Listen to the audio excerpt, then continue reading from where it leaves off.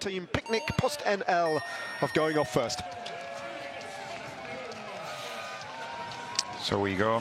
Yesterday, as we can explain to the people watching at home, basically the starting line would be the opposite of yesterday finish or the GC contender, since they only ridden one stage, so basically the finish line. Finish line. There's another man he's going to catch and pass, Marco Brenner, the German national road race champion, Tudor Pro Cycling. He's got a lovely position on the time trial bike, actually, Brenner. But he's no match for Ethan Hayter, who has blasted 2 minutes off the time of Nicolas Merkel, and he will go to the hot seat, and he may well sit on that hot seat for quite... There's an early rest day. Here's Affini again, getting it, let's hope, right. Oh, not so much this time. Guy's really leaning that bike over, wasn't he? He's lucky, actually, to keep it. I think that Edoardo Affini is going to dislodge the British rider and take his place on the hot seat, but if he does, by how much? Still has 25 seconds to get to the line. That should be enough of a cushion. Get the countdown ready. The rider from Decathlon AG2R just finishing ahead of him. Edoardo Affini, this long straight. Where's that line now? Still got 13 seconds. Hayter looking up. Hayter beaten. Edoardo Affini goes 8 seconds faster. The European champ, the fastest man so far. 20 seconds to get there for the Dutch national champion. Affini watching on. Is he going to be dislodged? My feeling is that Affini will probably hold on here by a couple of seconds.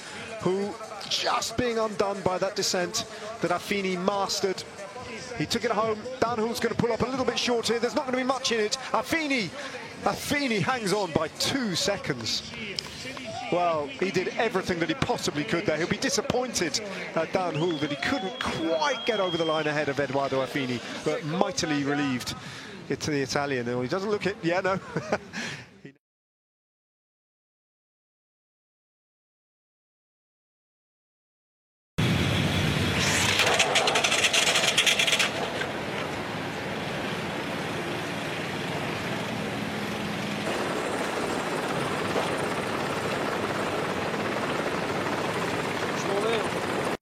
Right, well, Jay Vine, how close is he? Let's get the clock on him. This is going to be extremely close now. Edoardo Affini is sweating on this one, I think, just a little bit, and he gets up to speed brilliantly quickly. Just get right on top of that gear. Probably get seated then and get those hands once again, and perhaps in an aero tuck, or just fight the bike all the way to the line, as we saw Joseph Czerny doing, almost out of the saddle and sprinting for the line. 16 seconds to go, 16:13 the time to beat for Edoardo Affini. Jay Vine is a live threat to that. The Australian is going to set the best time, is he? I think he's going to get there. Jay Vine dislodges Edoardo Affini by 3 seconds. No one has gone faster so far than Jay Vine of UAE Team Emirates, and we have a new leader in the clubhouse. A note to this man, Josh Tarling, British national champion, among the outright favourites, really, along with Jay Vine, along with Wout Van Aert, Josh Tarling, Primoz Roglic. These are the men who everybody have been tipping one way or another.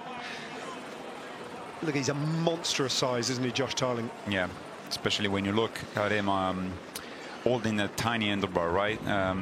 Ruefully looking there and probably feeling this might be getting away from him. Josh Tarling's close now, still got 15 seconds to play with in this long straight, in this bright sunshine. Is this the winning ride from Josh Tarling to take his first ever Grand Tour stage? We'll have to wait and see, but for now he's gone faster than anyone else. Josh Tarling, 3 seconds. Anything but here in Albania.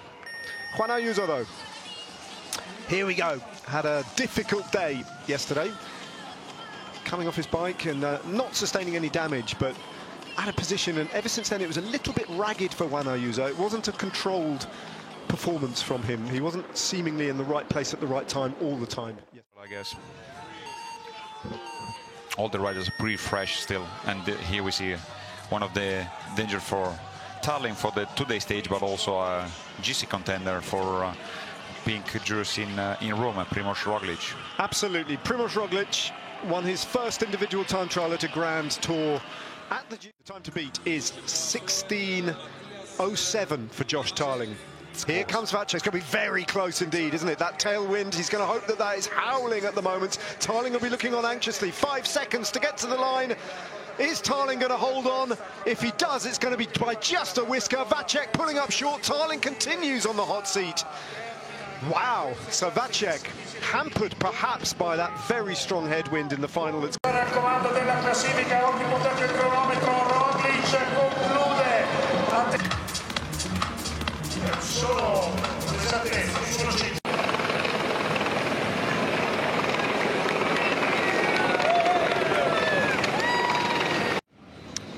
Josh Tarling, Matthias Vacek actually, and Roglic all on the best time on the intermediate. Tarling at the finish line, and 34 seconds definitely is off contention for the victory. So we better keep our focus on Mats Pedersen, which you see now on camera. Yeah, I think we can say.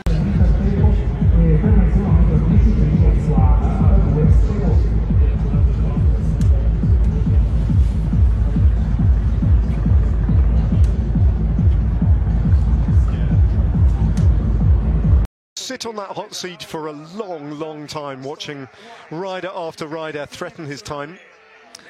Some ran him very close. Nobody ran him as close as Primoz Roglic, who very nearly beat Tarling. But other than Roglic, he had a comfortable advantage over everybody else in the field, beating the likes of the European champion Edoardo Affini, beating Wout Van Aert, Mats Pedersen and Primoz Roglic, albeit by just 1 second.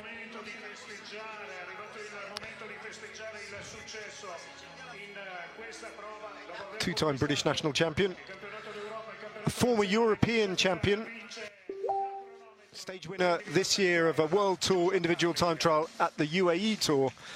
And now, as he takes a really quite big swig of the Astoria sparkling wine, he is a winner of a Grand Tour stage for the first time in his career, and has made history by becoming the youngest winner of an individual time trial at the Giro ever.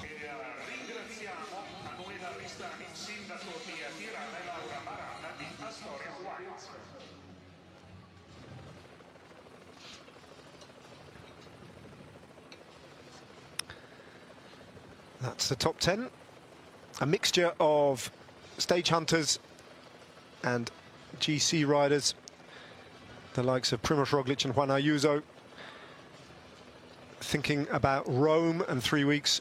Mats Pedersen in 7th place, just thinking about getting through today in pink and falling agonisingly short.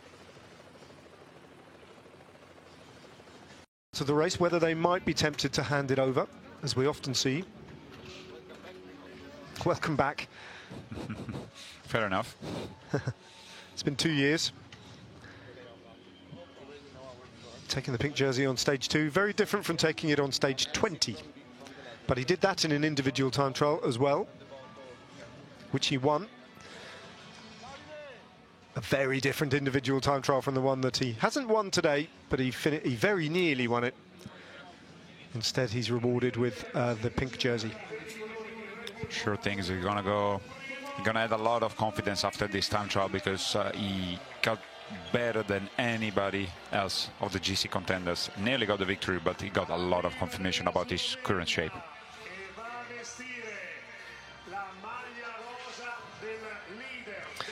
Well, for Pogacar, 2024, Reed Roglic, 2025. Stage 2 seems to be the favoured day for these supporters to celebrate a Slovenian in pink. It happened last year at the top of the Europa Sanctuary climb, historic climb in the Giro d'Italia. This year, Primoz Roglic does it in the warm sunshine of the Albanian capital. Another day of history is written, and another day in pink for Primoz Roglic beckons. The winner of the 2023 Giro d'Italia comes back 2 years later, determined to do it all again, and has got off to the best possible start. Primoz Roglic in the Maglia Rosa once more.